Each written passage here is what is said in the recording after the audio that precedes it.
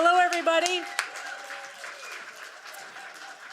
I want to start by saying I'm the luckiest rabbi in the world.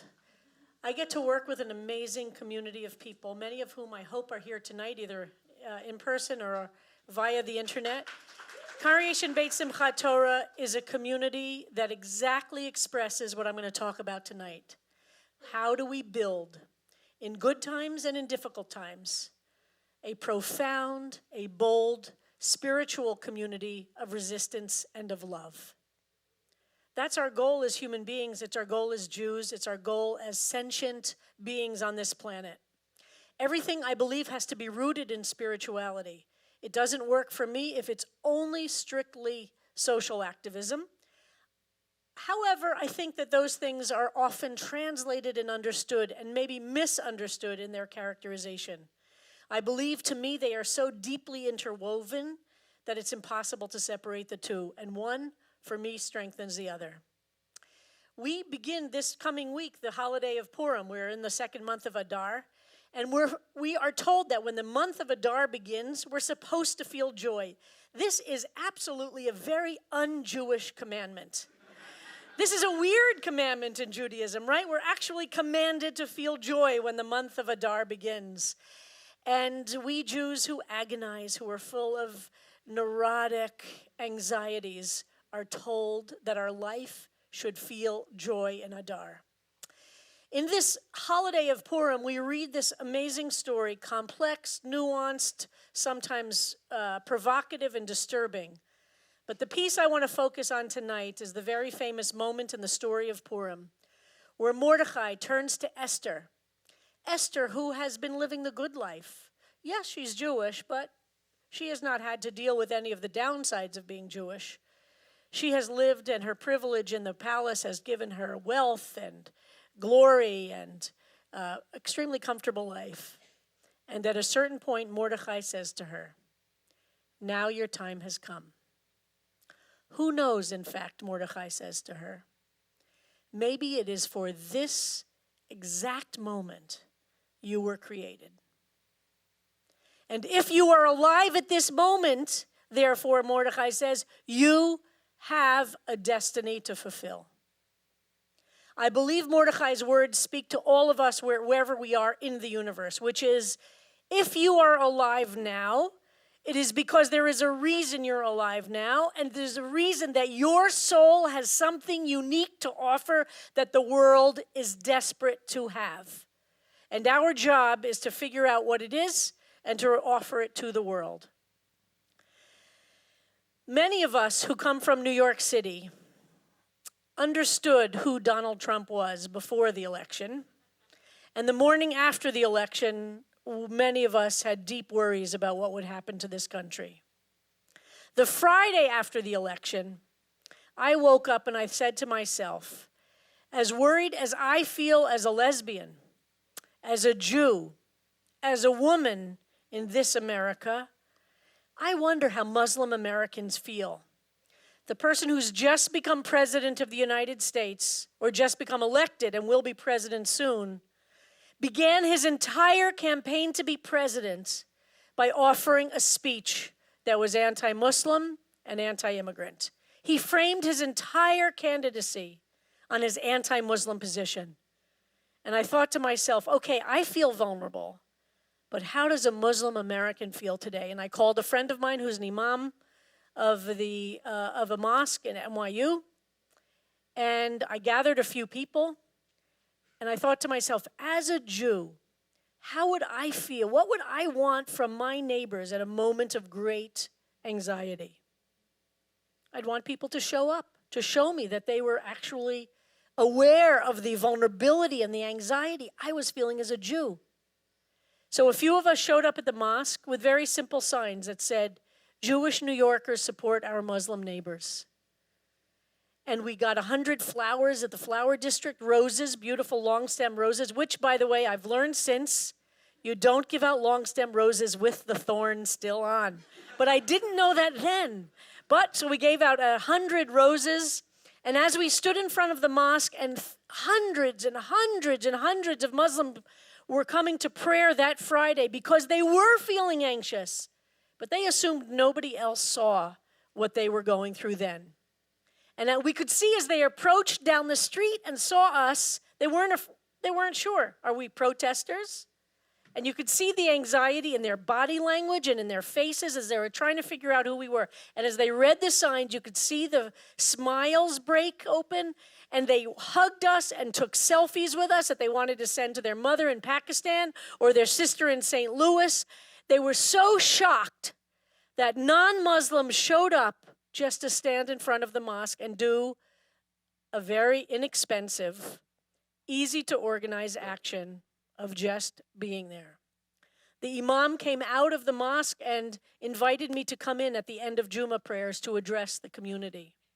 He invited me, who he knew to be a lesbian rabbi of the gay synagogue, to come into the Muslim community and offer words of support.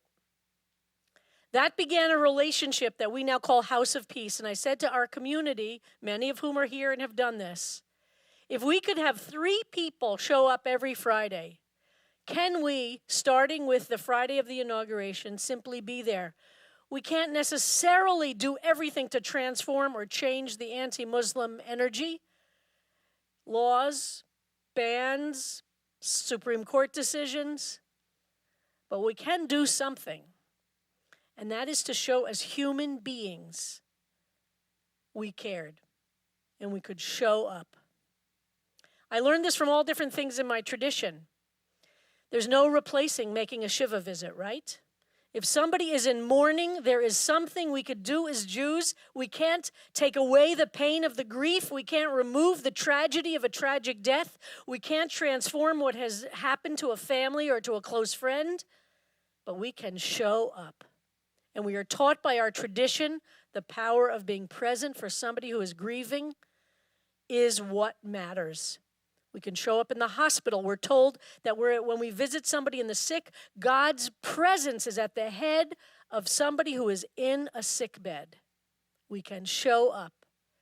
Likewise, social justice demands of us to show up, not always to make a lot of noise, but sometimes simply to be present. After 6 months of doing this every Friday, showing up with posters and signs that said, LGBT Jews support our Muslim neighbors, or Muslims and Jews, shalom, salam, things very simple, and every week being hugged. Soon after we were saying Jummah Mubarak, all the Muslims coming in and out of prayer would say Shabbat Shalom.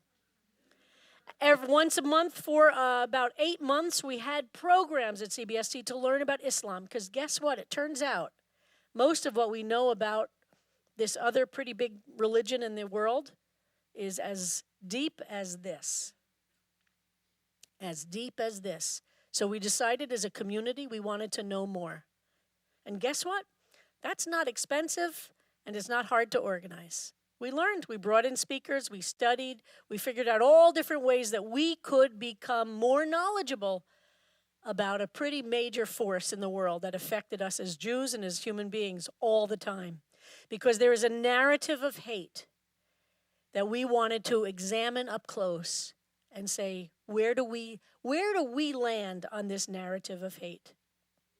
After about 6 months, I met with the leadership of the mosque, and I said, listen, the last thing we want to do is overstay our welcome. Maybe you're a little sick of it already, every Friday coming to Jummah prayers and seeing the Jews outside saying Jummah Mubarak. If you feel like we're overstaying our welcome, we're happy to say we've done our point in this moment, and let's move on. And you know what the Muslims of this mosque said to us? Having you present, that we're kind of a gauntlet of love that we walk through when we come to Friday prayers, has become an essential part of what it means for us to come to our religious community. And you know what? For those of us who stand there on Fridays greeting our Muslim neighbors here in New York, has become an essential part of our hachana l'Shabbat, our preparation for Shabbat itself. It's part of our synagogue's Shabbat preparations, even if not all of us go. Some of us can't because of work or location or time or whatever the reason is. As a community, we go. So we are represented as a community. We are represented. And then you know what happened the first year? Rosh Hashanah came around. And members of the mosque came to me and said, can we help with your Rosh Hashanah and Yom Kippur services? We want to show our gratitude to you. So chances are, if you come to CBST for Yom Kippur services at the Jacob Javits Center, where we have 4,000 people because we don't charge tickets, and by the way, any of the young people here from Avodah, you're always welcome to come to CBST for high holiday services, no tickets. But chances are, if you come through the door, the machzor you receive from a smiling usher is likely to be from a Muslim member of this mosque who comes and greets our members and offers the machzorim. Pittsburgh happened. The first phone calls I received after the murder of 11 Jews during Shabbat services were from the Muslim community. They immediately created a meetup group for the Thursday night after Pittsburgh. What was their meetup group for Thursday night after Pittsburgh? To gather to make signs so they could stand in front of CBST with signs that said, Muslim New Yorkers support our Jewish neighbors. So many came, over 100 came. We couldn't even accommodate them all in front of we have a little storefront, you know? We had to send them to other synagogues. The Muslims who came to support CBST, got divided among 3 synagogues because so many wanted to show their support of us in a moment of profound and deep vulnerability. And you know what? That matters. It didn't change the fact that 11 people had been murdered in shul by a white Christian white supremacist, but it mattered to all of us Jews walking into shul that there were non-Jews who took time to stand in front of a synagogue and say visibly, we are here with you. The Imam of this mosque was our gay pride speaker, and he stood up in the gay synagogue and said to us, many might wonder why a cisgendered, straight, Muslim religious leader is here in the gay synagogue on gay pride. And he said, well, a lot of people write us emails and letters saying how horrified they are of the treatment of Muslims in America today, how much they are with us and stand with us. But you, the gay Jews of New York, actually show up. Showing up matters. Joy, as Adar teaches us, is there as our guide. And this is something we as a community learned deeply in the years that we lived with AIDS. 40% of our synagogue died from AIDS from 1981 to 1997, the years that AIDS was an epidemic, a pandemic in the gay community. 40% of our congregation died, and probably 75% of our congregation was HIV positive or living with AIDS. And by the time the protease inhibitors and the cocktail came to be in 1997, probably a vast majority of the men in our synagogue were HIV positive. And we as a synagogue made a deal. Most of our time was at funerals, in hospitals, in memorial services, Shiva Minyanim. We were either sick or worried about sick, or taking care of the sick, or burying the dead, or mourning. But we made a commitment as a community that on Friday nights we would not let the Shabbat service become a memorial service. Every Friday night through the entire AIDS epidemic, we would take a turn right before Mourner's Kaddish to say something about the member who had died that week, to make sure they were remembered in services with a special prayer and with an acknowledgement of their life. But we, as the LGBT community, understood that even in the midst of this epidemic which was destroying us, and we felt that nobody else in the Jewish world cared, or in the larger world until the very end of that period, we were not going to lose sight of Oneg Shabbat, of the joy of Shabbat. That joy is an act of spiritual and political resistance. And it's that spirit that we have been able to bring into these moments of time of sometimes terrible despair and a feeling of being overwhelmed and a sense that there might be nothing to do. Joy is an act of spiritual and political resistance. In 1944, Abraham Joshua Heschel, who had gotten to the United States on a scholar visa offered by HUC, but not able to bring out his mother or sisters from Europe, And he fought all those years. He fought all those years to get his family out of Europe, but was never able to. And they were all murdered. In 1944, Abraham Joshua Heschel wrote an essay in which he said, "What is our response to fascism? We, to the degree that fascism is evil, we have to be that degree good." That is our challenge. That's an extraordinary challenge. I carry that around with me in my work as rabbi at CBST and in my work in the world. How do we not only focus on the evil in the world, but we use it as a challenge to say, as to the degree evil that evil is, we have to live our lives to that degree good. None of us can do everything. Not one of us could do everything, but every single one of us can do something. And I believe that social justice has two basic elements to it. One is to remove the ugliness and injustice and evil that exists in the world and to fight against the ugliness and to fight against the evil in the world. And the other part of it, which is equally important, is to create beauty, is to create love, is to spread great beauty in the world. Both of those things are essential to the repair of the broken world in which we find ourselves. We need beauty as much as we need to fight the ugliness. And some of us in the world are blessed to be artists. And as we've read in the parshiot which have passed in the last few weeks, those who are imbued with God's great blessings of the ability to create art, the world desperately needs that. None of us can do everything, but every single one of us can do something. And by the way, 2 years anniversary of going to the mosque and standing in front of the mosque every single Friday, we brought another 100, this time we brought 180 roses. But I learned something, and you see, you can always learn something. You can ask the florist to dethorn the long stem roses. So one step at a time. First, you give out roses that have thorns on them, and then you learn you could actually take the thorns off. So thank you so much for being here tonight, and I'm looking forward to our continued conversation. Thank you.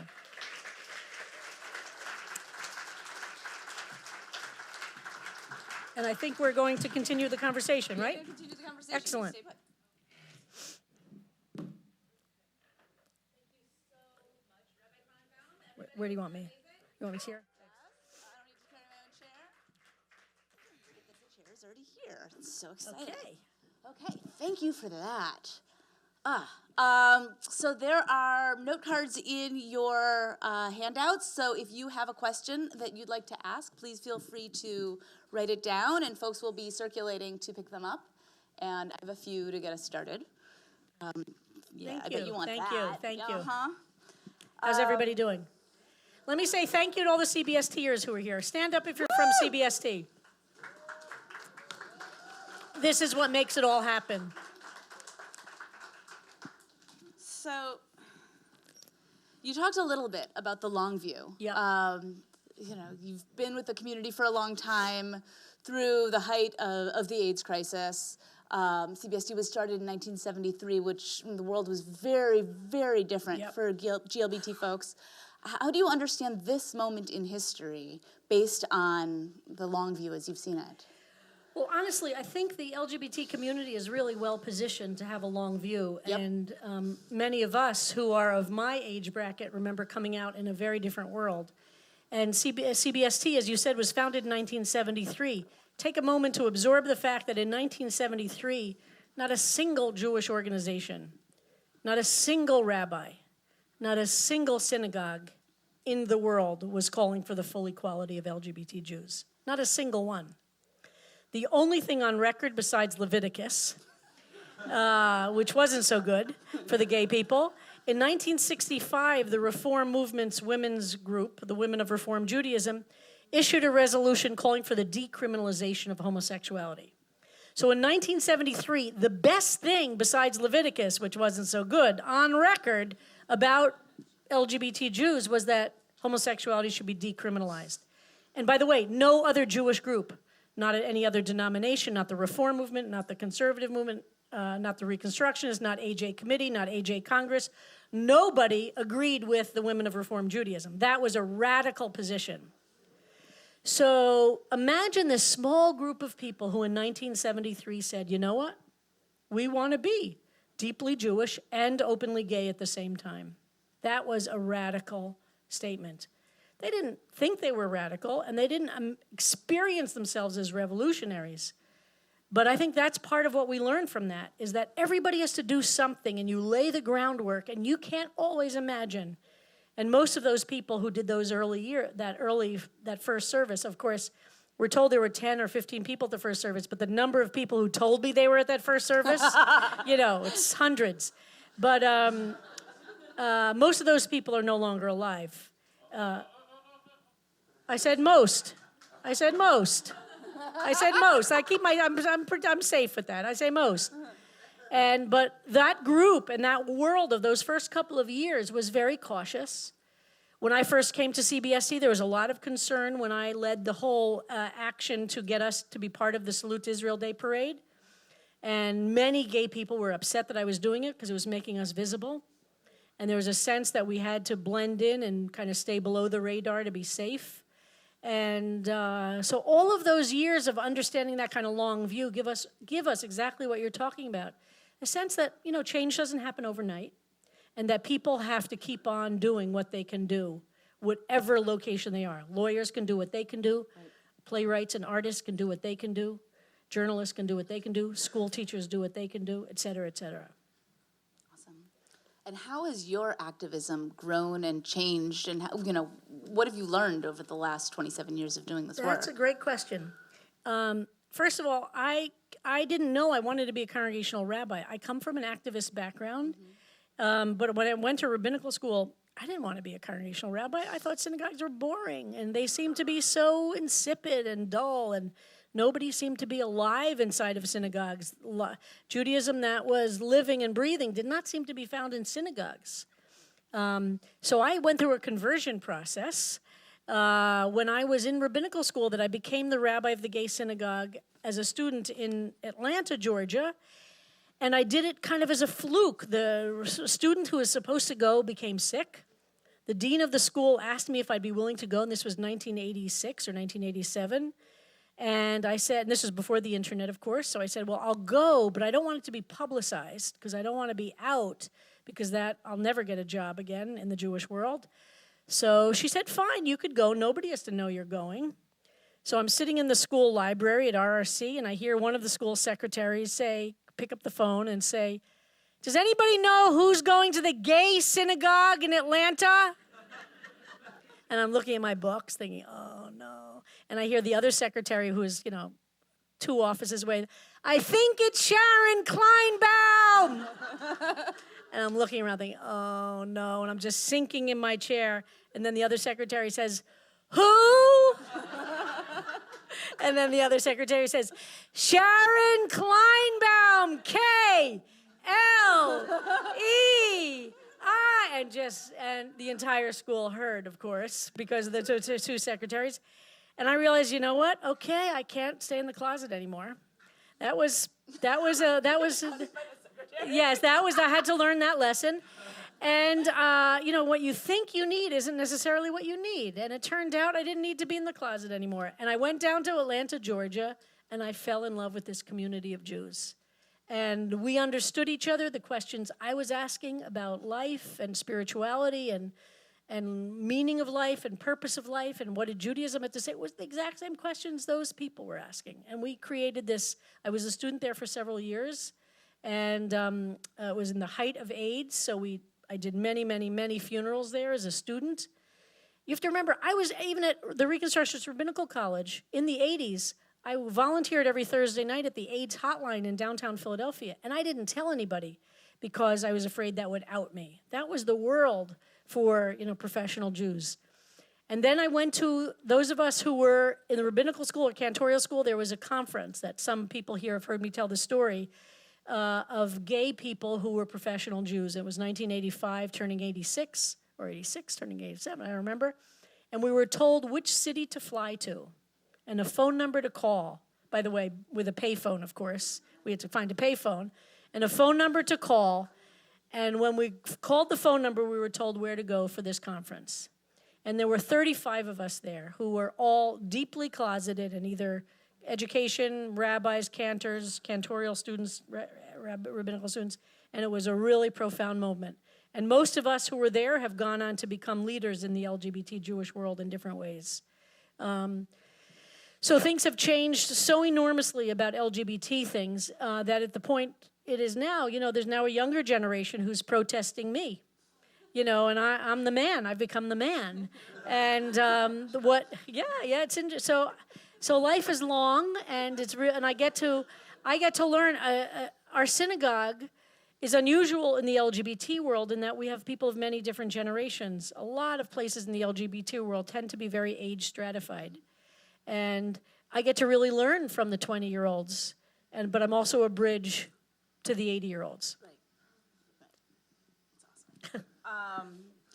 So you've been arrested a couple times. Mm-hmm. One or two or a lot? A lot of times. Mm-hmm. She's been arrested a lot.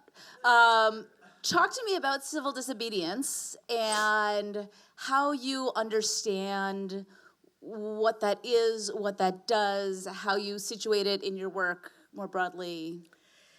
So I see civil disobedience as a deep spiritual practice. And I am a student of Gandhi. And I believe, as Gandhi did, that you can't civil disobedience is a last step in a campaign, so to speak. And it's only done when you've really planned it and done some spiritual work to be prepared for it. It's not something that's done lightly or with a sense of, a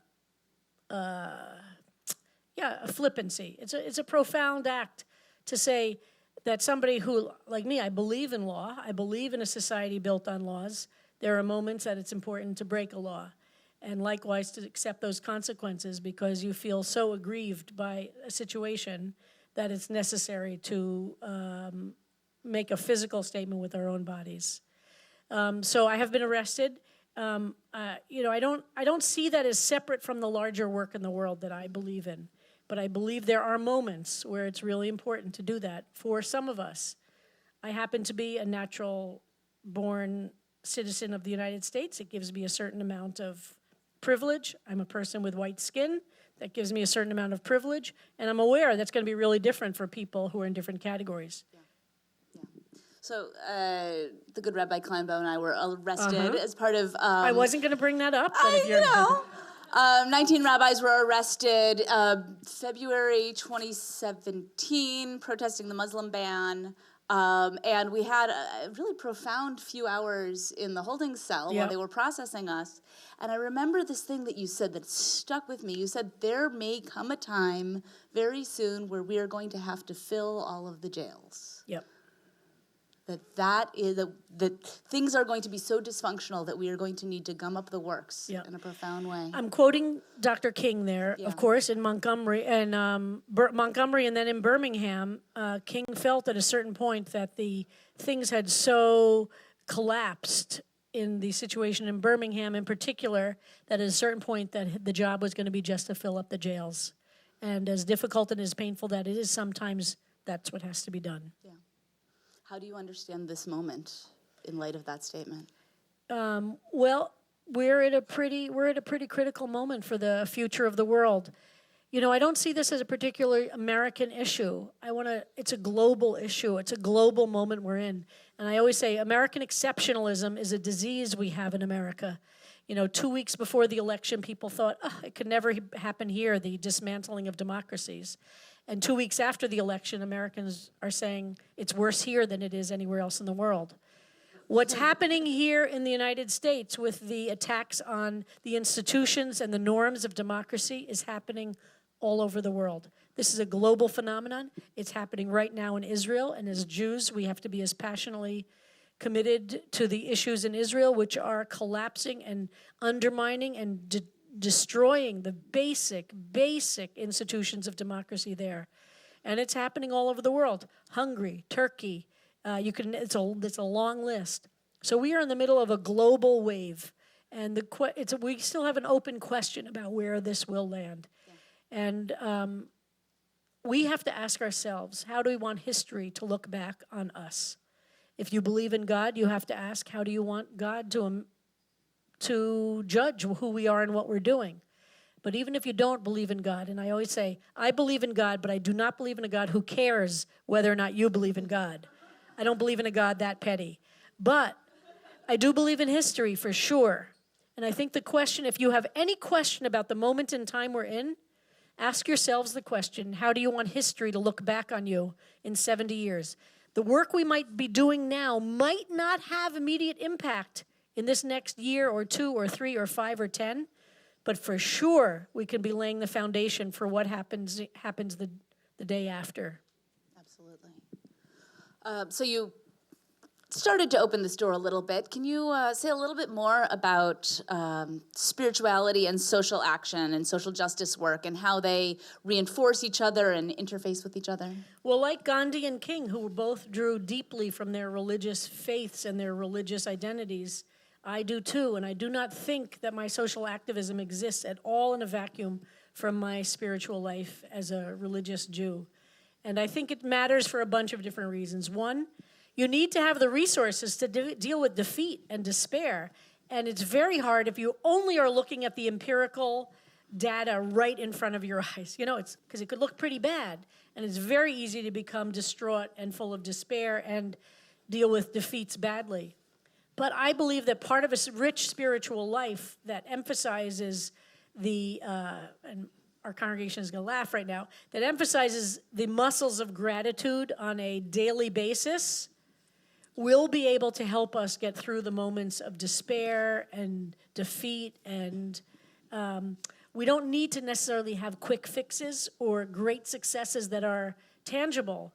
I believe that a spiritual life helps us to have a much more developed set of muscles for the long term. Word. Yeah. So Thank you. Yeah. Okay, someone's asking, what actions do you suggest that we can do in Jewish communities to undo distrust of our siblings in the Muslim community? The first thing is to study a little bit about Islam. The first question to ask yourself is, how much do you actually know about Islam? Don't reduce everything to the political debates that we have on social media.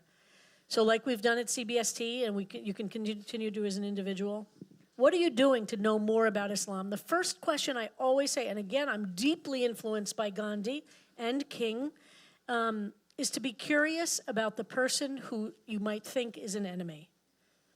To surround that enemy with curiosity first. It doesn't mean that you're going to end up agreeing, and I have very close friendships. By the way, does anybody agree with everybody in our own families? I mean, the idea that we would have to have uniform agreement on deep things is, I think, a ridiculous expectation. That is not to say that there isn't deep anti-Semitism in the world, but we just came back from a 5-day trip to the South where the synagogue went on a 5-day civil rights trip to the South, and over again we saw examples of King just saying, if we are going to win long term, these white supremacists who hate me as a black man, who hate my children as black children, I'm going to only respond to them with love.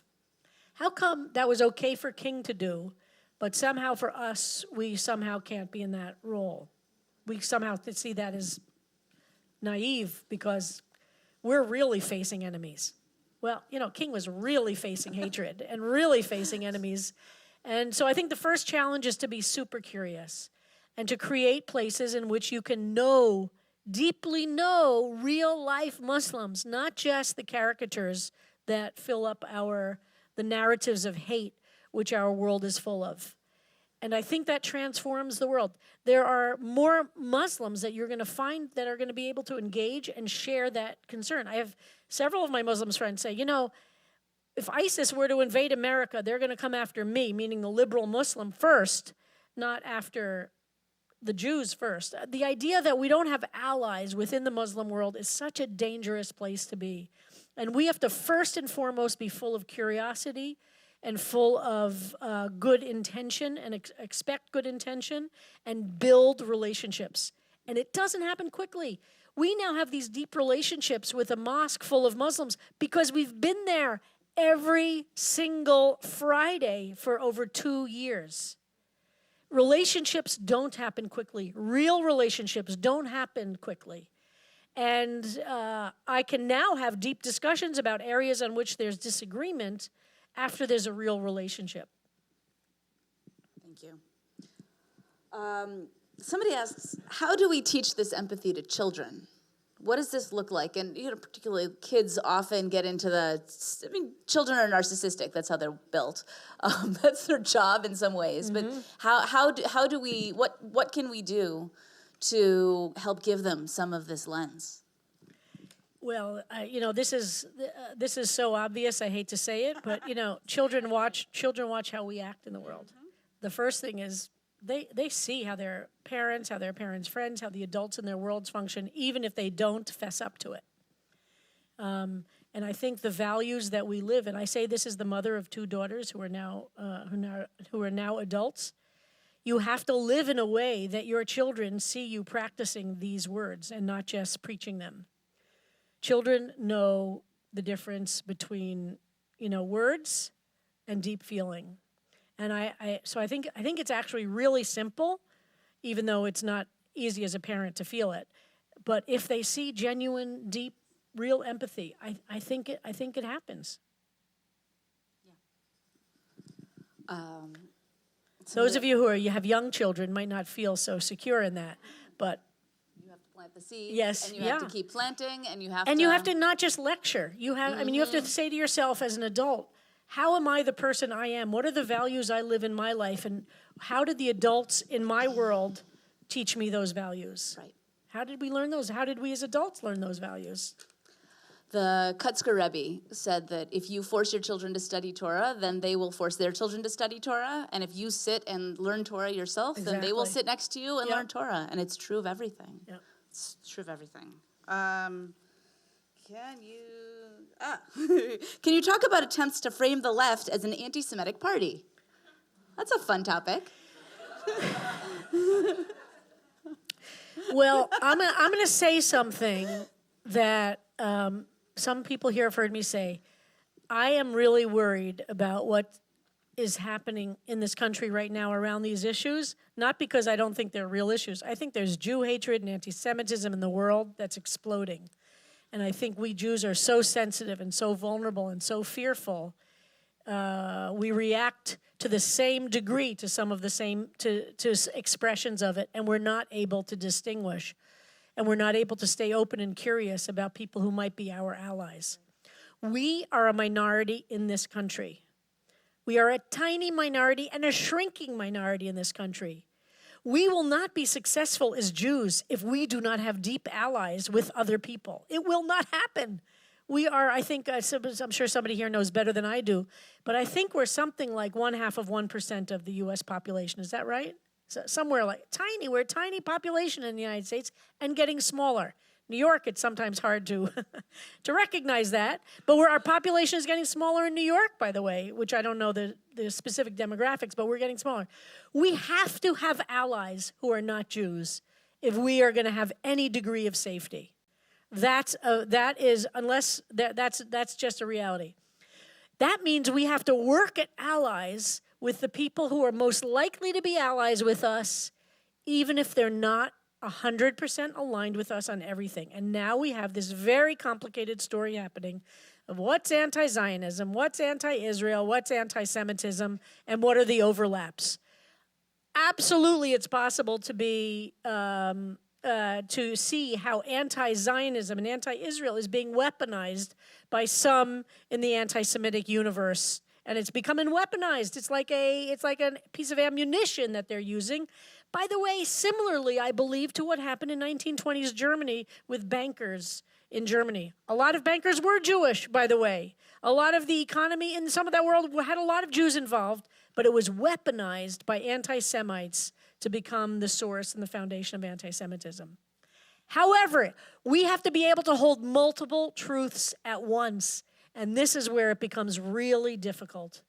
And we have to sit down with people who we need as allies, and we need to be allies too, and do the hard work of listening carefully to what their issues are, and not assuming that our issues are the foremost issues on their plate.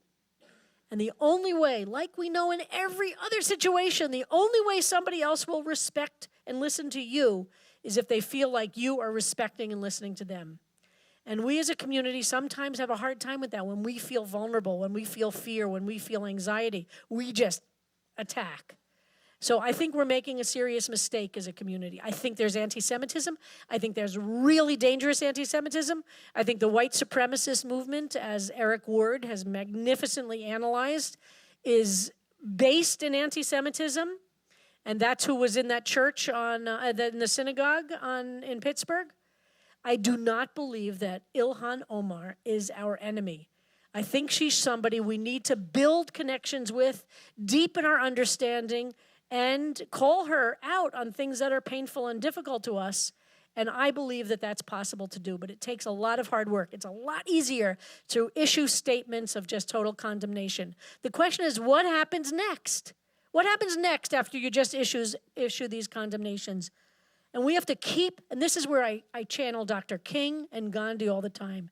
King kept the channels open to these white supremacists who were beating him and his family and his people all the time. He kept saying, I will respond with love, and the revolution that will liberate us is going to liberate white people from racism. And I believe, and that is much harder to do than just slamming somebody. But I believe it's the work to do. Thank you. There we go. Okay, the Kansas City Watch Party wants to know what you would say if you had 2 minutes with Donald Trump right now. Wow, Kansas City. Is that Kansas City, Missouri, or Kansas City, Kansas? Which Kansas City is it? Kansas? Yes. What? It's going to change the answer. You know, I have to. I don't think I could say much in 2 minutes. I think I would ask him, I think I would invite him to come to stand at the mosque. I think I'd invite him to come to stand at the mosque. I don't think he's in a position right now because I'm not sure I would have much to say in 2 minutes. I'd invite him to come with me to the mosque. I'd invite him to come to the LGBT synagogue for services. And I'd invite him to come do something with me. What would you say in Kansas City? I'm curious what your answer would be. What do you see as the future of the LGBT Jewish community? What does that mean exactly? Well, the second part of this question, how does the experience and needs of CBST's younger members compare to your older members? And, presumably, what do you see happening next? Because some of the people who ask that question are asking the question, well, the Upper West Side has so many synagogues that are open to gay people. Why a gay synagogue? So I wasn't sure if that was the question. But the second part of that question is a little different.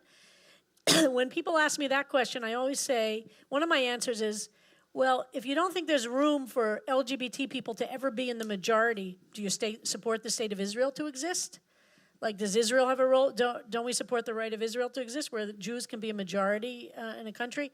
That there's something that happens when by the way, CBST has many non-gay people. We're very liberal. We have support groups for straight people.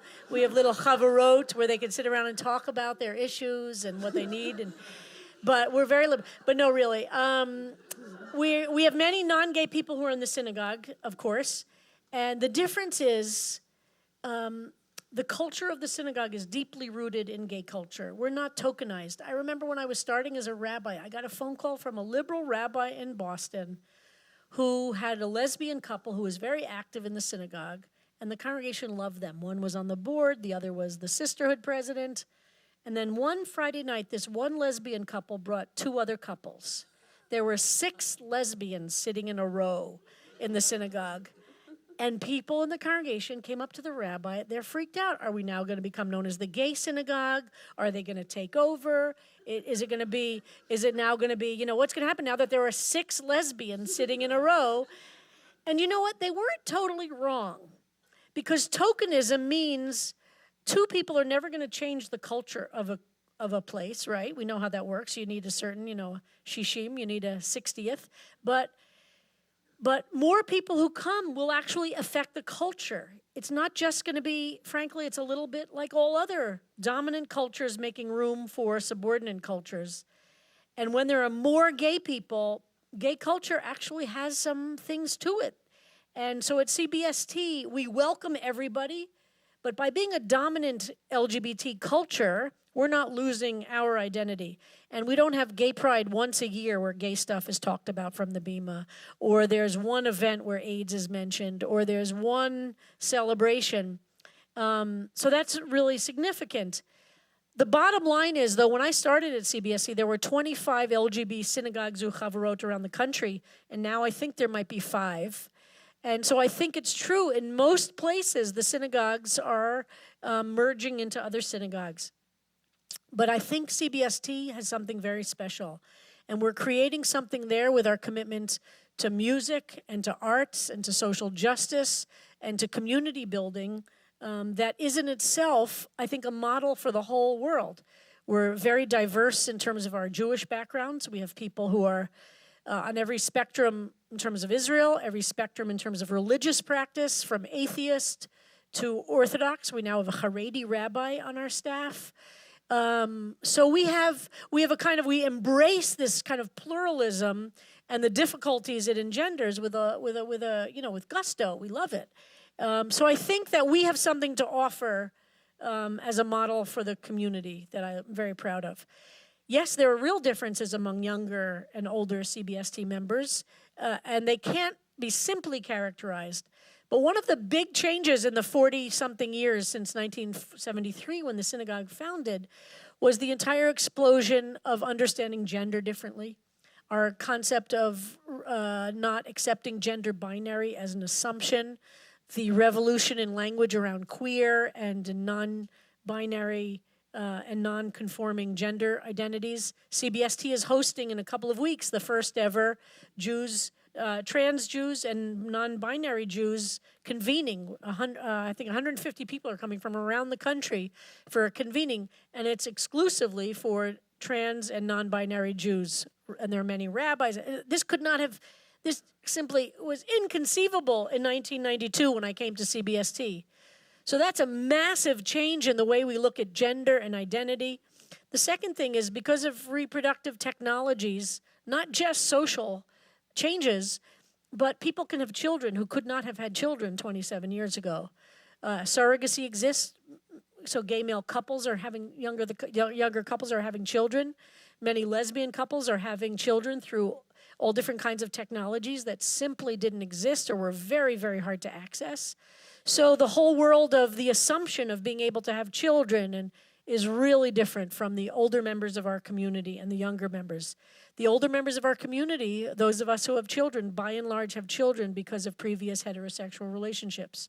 And that's very different than many of the younger members of our community who are building families with children. Okay, last question. What inspires you? Oh, lots of things inspire me. Oh my God, what doesn't inspire me? Everything inspires me. Everything inspires me. What are you people doing out on a Wednesday night listening to a talk like this? That's inspiring. Like, who are you? What are you doing? Don't you have something better to do than to talk about Judaism and social justice? Amazing. Music inspires me. Art inspires me. Flowers and everything inspires me. The point is, we have to be able to be awake enough to say the world is an incredible place.